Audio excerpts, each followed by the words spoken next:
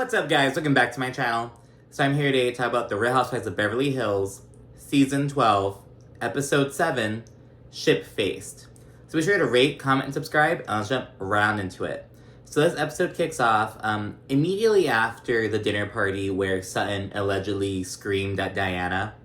All the girls are meeting, well, not all the girls. Some of the girls are meeting up for a nightcap in Diana's presidential suite. Specifically, it's Erika, Diona, and Crystal at first. So they're just linking up, want to have some drinks and just end the night with some shots, basically. And then later on, Kyle and Sutton and Dorit join with them. So everyone except Garcelle and Rinna, basically. They're a bit after, and Diana's like, oh my god, because she doesn't want to be around Sutton, basically. But, so Diana's saying that in her confessional. She's like, oh my gosh, Sutton arrived. But in person, she's very much a bit more non-confrontational, which is interesting to know. They're all linking up, just hanging out, geeking. The girls are kind of talking about their ex-husbands a bit, in a positive way.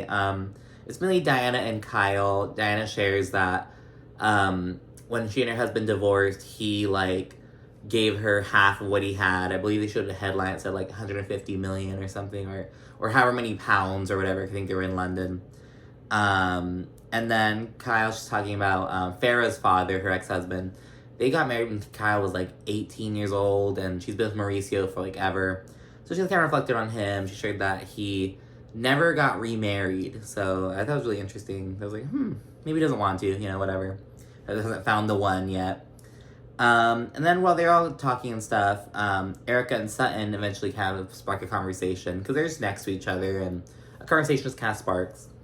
Something that I kind of want to know about Sutton, she didn't seem to hold grudges that much. So in the last episode, I believe it was last episode, she and Crystal were all cool after they had their incident, just as though nothing happened. And now Sutton's in Diana's room, just kind of yeah, we had our thing, but I'm here. And that's just talking to Erika. So I appreciate that about Sutton. She doesn't seem to hold grudges in the way that someone like Crystal seems to, which she'll get to a little bit later. While they're talking, Sutton proceeds to ask, basically, if Erika feels any responsibility or, guilt, responsibility for what Tom is accused of having done to these people, defrauding orphans and widows and stuff like that. And Erika, her response is basically, no, does a doctor's wife feel responsibility for his patients? And Sutton's like, good point, that's an interesting point. And it's okay, Erika, so she's bringing that up, and they're kind of really having a good bonding experience. Erika says that she's enjoying it, she's just she says that she actually likes talking to Sutton. She enjoys bantering with her and talking with her when they can have an exchange like this, and not when it's just, presumably what Erika's saying is that when it's not just Sutton coming for her, or basically. So that's pretty chill. And then they proceed to talk about tomorrow's boat trip. So Dorit basically chartered a little party boat for all the girls to get on and hang out. It seems more, it's like a small, I don't want to say it's a yacht, but it's a small, nice boat for all the girls. And then Sutton comes with the foreshadowing, because Sutton says something about, she's talking to Diana and basically oh yeah, I won't scream on the boat or anything unless someone falls overboard. And then Sutton says something about oh yeah, if you get stung by a jellyfish, I'll pee on you, or something to that effect, something about jellyfish. And then eventually Diana does allegedly get stung by a jellyfish, but we'll talk about that once it comes. So that's the next morning. We see Rinna. She's out on the balcony eating some breakfast. It's totally beautiful out there. Her hair looks a fucking mess, so you can tell she has some good sleep. She has total bedhead. She's just discussing grief in the confessional briefly. She's talking about how, no one knows how they'll, handle the loss of a parent, especially when you're as close as Lisa and Lois were. She's discussing how a lot of people will probably be oh, I can't believe she's, out on this girl's trip right after her mom died. But Lisa's my mom would want me to go. She'd be get off your ass and go. Don't lock yourself away in your room and just be sad.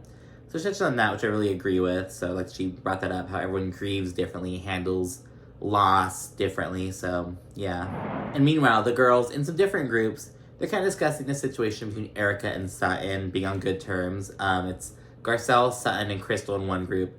And Garcelle was hypothesizing that Erika basically, she's a bit chattier and stuff like that. And she's like, I feel like Erika's trying to get the heat off of her. Because last season was all Erika talking about all of her own issues, her legal issues with Tom and stuff like that. But now Erika's just like, let's just have fun. Let's get past it. Let's move on. It's good vibes.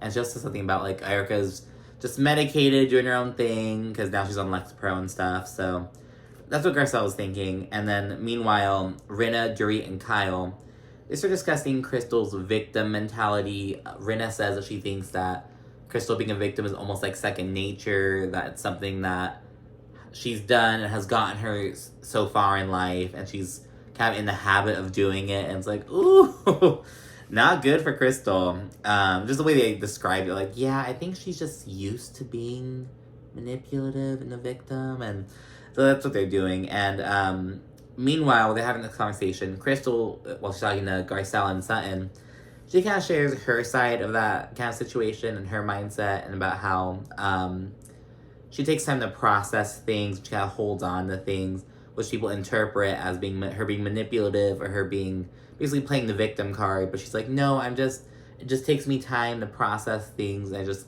kind of hold on to stuff. So that's what she says, and they're kind of just discussing it, but she denies being manipulative. So that's what Crystal's saying. The girls head over to the fucking boat. Erika's already lit as hell. She gets into the car and she's like, can I have my margarita? And then she shares that she's drinking, she's on antidepressants, Lexipro, and she's also on Xanax. So she's mixing all these drugs and shit. It's like, oh my god. It's like, I feel like I'm watching an actual fucking, like, intervention or some shit at this point. Kyle and Rinna, they say they're ready to babysit Erika. Like, you know, she's lit. We have to just watch her, make sure she's safe. And Sutton just looking at Erika, and she says that she is mud pie messy. Just the sloppy, dripping mess. Where are the little safety floats in the rings? In the back, like he just said. Girl, I'm tore up and I heard them. We have this really great dessert in the South. It's called mud pie. I don't need Celine Dion to sing my f***ing swan song. Erika is mud pie messy. Vamonos! Let's go, Vamonos! And it has melted all over the plate. I'm just chilling in the boat. Garcelle she's waving to this other boat passing by. Some dude flashes his cock out, and they're like, oh my god, it's limp and so pink. And meanwhile, everyone's having a bomb-ass time upstairs. Erika is downstairs, really just being stupid. She's just down there rambling to the camera. It almost seems as though like a cameraman just like set a camera down just to catch Erika while her bullshit she'd say laying down. She was like, I love boats. I used to have a boat with my ex-husband. It was called the Illegal. And I was like, oh my god. Of course, the billionaire who's like defrauding all kinds of people has a boat called the Illegal. But it was spelled like ill-eagle, but like all together. So it wasn't like illegal, but it was ill-eagle. I don't know if that makes sense. But she's just being stupid. So Erika, as Sutton said, is just mud pie messy. Then we get a scene between Diona, Garcelle, and Sutton. Garcelle's kind of asking Diona a bit more about herself, kind of making an effort to learn more about her personal backstory. And she kind of asks if Diona has any siblings, and Diona says that she had a brother, but he died he was killed in the war. She shares, that he was unexpectedly killed in Bosnia, basically. He was like a peacekeeping police officer, and he was killed, but they didn't know he was killed for a while, and then they eventually found his body, and it was this whole thing. And right afterwards, Sutton says, you know, it's really crazy dealing with loss that quickly. Like, I dealt with that when my father committed suicide, and it's just kind of grappling with this sudden loss. And Diona, she does not like that. She's like, I feel like every conversation has to be about Sutton. She's like, she can't just let me have a moment. And it's like, Diona, she's empathizing with you. She's sharing that, she's acknowledging the difficulty of dealing with a sudden loss. Because there's some ways that, because a sudden loss and like an expected prolonged loss both have their different aspects to them. But just acknowledging some of the issues that come with the sudden loss of life, like having the rug swept out from under you. And Diana just couldn't handle it. She interpreted that as Sutton trying to have a moment. And it's like, Diana's a weird-ass bitch. It's like, Sutton's clearly, like, empathize. It's like, I feel like people get mixed up between someone, like, bringing up a shared experience as a way of connecting with you. And, you know, hell, on Ultimate Girls Trip, we see that between Eva and Taylor. I'll talk about that when I review it. But, you know, like, we see that, like, these genuine organic moments, but instead of having one, Diana's like, oh, it's not about you, Sutton, and she eventually leaves. She's not, like, huffing and puffing in the moment, but she's a confessional killer, basically. Diana's talking shit in the confessional, but she doesn't do much in person. We check in with Erika again. She's downstairs, sloshed, just rambling, just talking about nothing, you know, just literally. I could live my life like this, cruising around the world. I'd forever be on the sofa saying, could you serve me chocolate chip cookies for breakfast? And for lunch, I would like a salad. And for dinner, I would like a protein. Do we have food on this Gilligan's Island 3-hour tour? And meanwhile, upstairs, Kyle and Rinna are like, I love seeing Erika like this. You know, and they're like, she's so comfortable and carefree and fun. Like, you can really tell she's comfortable with us because she's allowing herself to let her hair down. And they say that they've never seen Erika like this. They've never seen her like this in my life. They're like, we like it. It's like, girl, red flag. It's like, totally misreading the situation. Right afterwards, Erika comes up, and there's some like this little banter stuff on the boat. But the most noteworthy thing is Erika, while making out with some fucking spaghetti, like while having spaghetti is pouring out of her mouth, she asked Crystal about threesome. She's like, Crystal, if you had the choice between having a threesome with 2 men and Rob or 2 women and Rob, what would you choose? And Crystal's like, that's not a threesome, that's 4 people. But, and then Garcelle says something about like, oh, me, like, Erika, me, you, Rob, and Crystal. And Erika's like, oh, yeah. Like, Garcelle was just saying it kind of like offhand, just kind of like going with the joke, making light of the weird moment, I guess. But Erika goes on to ask Crystal, how would you feel if Garcelle and I pulled up to your house in an Uber and said, we're here to fuck you and Rob? And Crystal's just like, she tries changing the subject and being like, well, what kind of Uber would you be in? Like, just grasping for straws and try to change the subject. And Erika's like, it doesn't matter, the pussy's there. And it's like, oh my god. Like, it's really funny to see, but like, it's like, holy shit, Erika is gone. Right afterwards, Kyle, she's like, oh, let me find some music to play. She starts bumping It's Expensive to Be Me, some song Erika, like some Erika Jane song. And in response, and she's like, I cannot celebrate this song. We don't know where her money's from. Diana seems to be kind of over the whole situation. She doesn't really seem to be here for like the antics. So she goes swimming. She's like, I'm gonna go jump in the water, whatever. And then she says she gets stung by a jellyfish. But the thing is, it's like, doesn't getting stung by a jellyfish like really fucking hurt? Because Diana was, like, really calm. She didn't, like, scream or anything. She was just like, I got stung by a jellyfish. And it's like, maybe she's familiar with that kind of pain. I don't know. But I was like, doesn't that, like, hurt? Like, I don't know. So, again, this is what Sutton was foreshadowing. When she comes up, the crewmen, they put, like, some kind of ointment on, some antiseptic ointment on her or whatever. And Erika, she brings up peeing on Diana and says a whole little segment. Garcelle. Yeah. Go down and pee on that new girl. I'm not peeing on the new girl. Do you want me to pee on her? Like, I'd probably kind of get some kind of fetish out of it. What? Yeah, you heard me, right? The girls are kind of side-eyeing getting in the water now for obvious reasons. Some of them get back in, though. I think Diana gets back in, and then Rinna and I think Kyle get in the water. Some of them get in, but others are like refused to. Sutton, she's like, I'm not getting in the water. I'm not trying to be Natalie Wood today. And I'm like, oh my god, Sutton! Because Natalie Wood, she like died of drowning in like the 80s, I think, or 70s. I think in the 80s.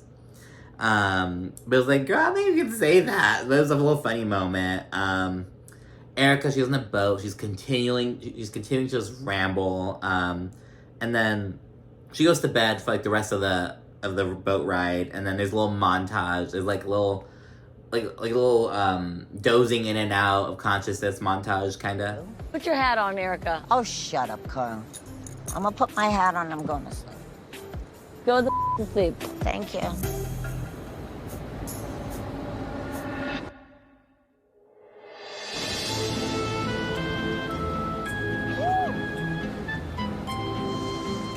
Excuse me. So cute. Hey, Erika. Erika. Hey, Erika. Wait. Yes? Are we here? All right. Woo! The ladies are off the boat, and now they're just all basically back in their rooms, getting ready for dinner. Garcelle and Sutton, they FaceTime, and it's kind of like, oh, what are you gonna wear? Oh, I'm wearing this, what about you? They start talking about that, and then Garcelle's like, okay, let's talk for a second. And Garcelle's like, what the fuck happened with Erika on the boat? Garcelle says that she's nervous for Erika. She acknowledges that Erika seems to be mixing all kinds of different medications, different drugs, if you will. Sutton says that it could be a cry for help. So they're kind of having their eye on Erika, but neither of them are really close enough to Erika to like give a shit. But the people who are really close to Erika, Kyle and Rinna, they're just like, oh, I love it. I love seeing Erika like this. But Garcelle and Sutton, the rational ones, it seems they were the rational ones in this situation, are just like, is she good? They're all at the dinner table eventually. And then Garcelle, she invites everyone to her birthday party. And Rinna shares that she can't go because she has to go to some event that Harry Hamlin's having. I think it's like a premiere of a movie in New York City. She has to go to that. And then Garcelle says, oh, I'm so bummed you can't go because I think Denis Richards is going to be at my party. And I would have loved, for you to have seen her. And it's kind of awkward because, Rinna and Denise had a major falling out because of Rinna, because Rinna's a backstabbing bitch. So it's kind of awkward for a second. And Rinna, in response, she kind of shares that she's kind of side-eyeing Garcelle a little bit. Cause she's like, well, it's nice that Garcelle told me that Denise was going to be there when I couldn't go. But would Garcelle have told me if I were able to be there? And it's like, probably not. As she shouldn't, just let it happen, we already know Garcelle and Denise are good friends, so why wouldn't Denise be at her birthday party? So it's that, and then meanwhile, Rinna at the table, she shares that, I actually reached out to Denise recently, and she says that they had a good little moment. They had a little short text exchange. And then the confessional, Garcelle, she's like checking, she's like texting Denise, like, oh, did Rinna reach out to you? Just fact checking, basically. That Denise, essentially, she's like, when? It's seemingly just trying to discredit Rinna. And so Garcelle's like, oh my god. But on her Instagram story, Rinna, she ended up uploading a receipt of the text exchange. So Rinna's like, not today. An alleged exchange. Anyone can just change the contact name. At the table, Diona, the newbie, she begins kind of having a moment and talking about how, she loves this group so much. She feels so welcomed by everyone. And Garcelle softly clocks her. She asks, while at the table, Garcelle's like, do you like some more than others? Or do you love some more than others?